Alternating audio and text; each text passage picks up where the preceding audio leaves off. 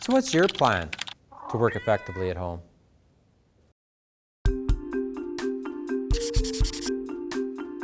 Helping your team members adapt to change, working away from the office, communicating differently, and blending work and home.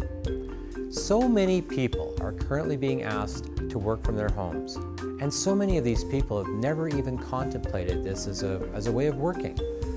We've taken a look at some of the challenges and pitfalls that people are likely going to experience, and we want to just share a few ideas around those pitfalls.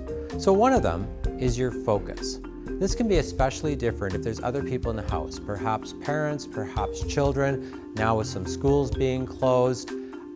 Your chance to be focused on your work might be distracted a lot. So it might be valuable for you to sit down with the family and establish priorities and figure out when some of the work times are and when the family times are.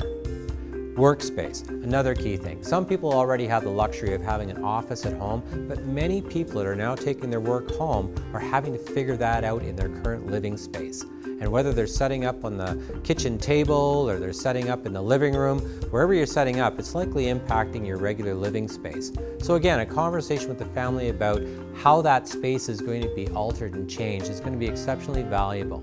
You might also want to try getting yourself into some natural lighting to make sure that it's a comfortable working place, that you are productive and effective there. Phone calls.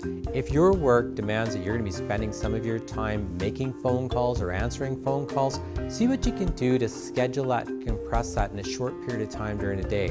You can work with the rest of the family and try to get them to be quiet during that period of time or distracted with something else, and you have a number of phone calls and get that out of the way in that part of your day.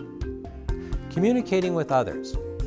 Now, although much of our communication today is already electronic, if you did work in an office, there's obviously a lot of impromptu meetings that take place and discussions that are face-to-face, and you get that additional benefit and information of body language and intonation and inflection in voice.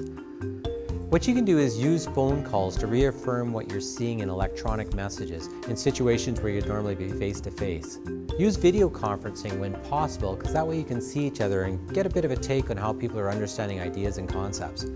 Try to use some personality assessment information, such as Everything Disc, to better understand others' priorities in communication. Finally, be patient.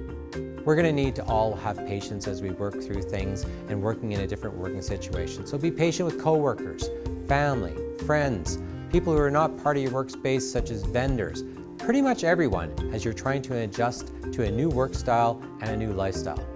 Good luck with this, and let us know what adjustments you're making in working from your home.